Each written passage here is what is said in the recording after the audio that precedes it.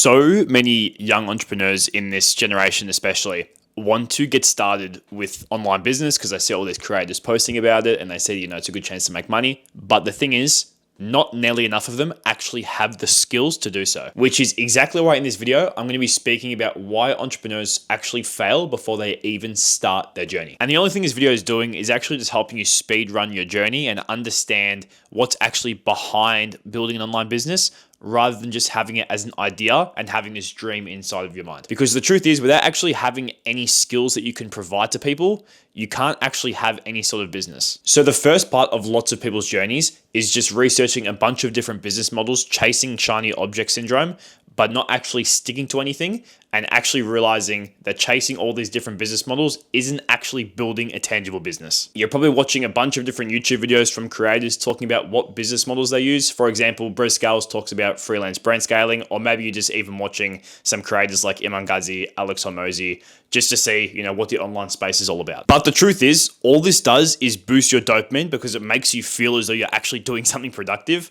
It puts your motivation at an all-time high, but that doesn't necessarily mean you're actually taking action. All you have in your head is just a business idea in your mind, but you don't actually have any skills to pursue it. And this is the truth. Business model doesn't actually mean a thing. The thing that actually matters is acquiring skills and actually providing value to either a business or to your clients. And at the end of the day, all of these business models that people talk about, yes, they all work, but they only work if you actually stay consistent. I reckon 80 to 90% of people will just switch to business model month after month like a hamster on a wheel, but at the end of the day, they're not actually sticking to anything and being consistent, which is why they're failing. So if you're starting an online business right now, or maybe you have an idea and you're 2 or 3 months in and you're already thinking, I want to change to something different, just stick with it. Because at the end of the day, the people that actually stick with it and be consistent are the ones that end out on top. Now, what are the 3 non-negotiable skills to make sure that you can master in order to actually succeed? And they're all very straightforward and simple. The first one is sales. The second one is marketing, and the third one is fulfillment. Every single business needs these 3 skills. Whether you want to go into someone else's business and you can even be an employee to start, you're going to need to know how to provide value. And if you have one of these 3 skills, you're going to be able to provide value for them and actually work for them. Or if you want to start your own business up, it is going to be so much easier to scale if you can master each one of these skills. And the first one is sales. Now, sales is the absolute lifeblood of your business. If you don't know how to sell your services, you're not going to be able to get paid. It is without a doubt the most important skill to have, whether you want to be able to sell your own services and products to a client or customer, or you can even go into someone else's business and take a commission for selling their services. Either way, it is the best way to make sure that you get paid. So if you had to choose out of the 3 skills I mentioned before, without a doubt, sales is easily the most important. And when it comes to sales, there's 3 main steps that you want to follow. The first step is to make sure that you know the prospect's pain point. This includes, why do they hop on the call today? What is their motivation for actually hopping on the call? Why are they actually here?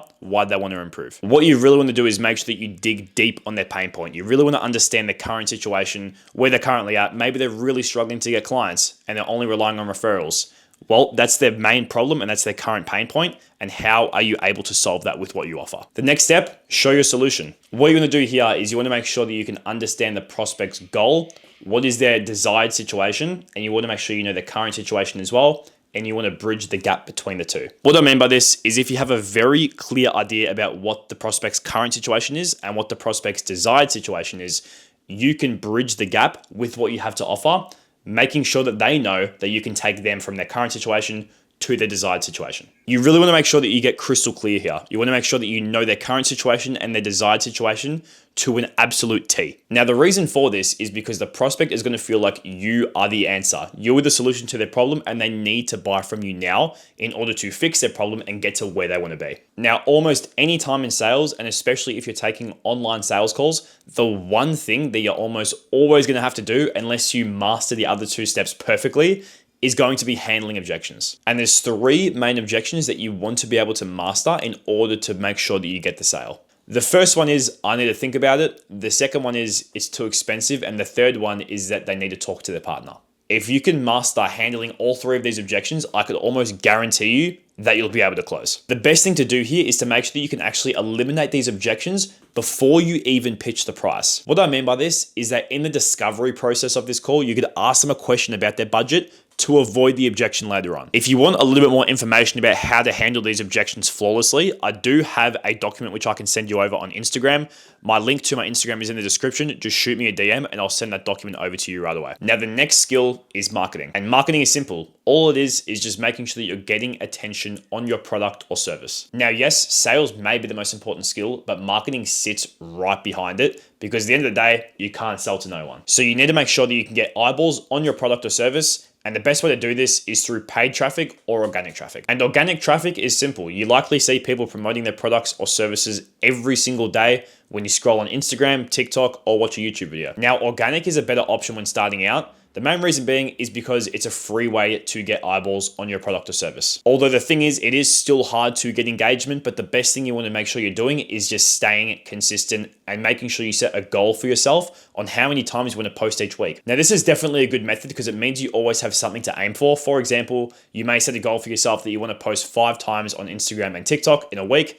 And then you also want to be able to post 2 YouTube videos as well. You want to make sure that when you are posting, you are really highlighting what your product or service is, how you can help someone solve their problem, and why people need it now. Which leads me to my next point, that your videos need to be following the principle as seen on the screen. It starts with attention, which turns into trust, which turns into action. You want to make sure that in the videos that you're posting, the audience is following this exact structure. Firstly, you're getting their attention. Second, you're making sure that they trust you. And third, you're making sure they take action. And this is why consistency is key, because over time, the more you post and the more you actually speak about what you do, what you offer, or what your product is, the more people are actually going to trust you. And you need to make sure that these people are taking action. So if you're selling some sort of online service, you want to make sure that at the end of your videos, you're putting a call to action to lead people to something. Now, the last skill you need to master is fulfillment. And fulfillment is the long-term success of your business. And fulfillment is definitely the main skill that people leave out because they feel as though if they're bringing clients in, that's all that matters.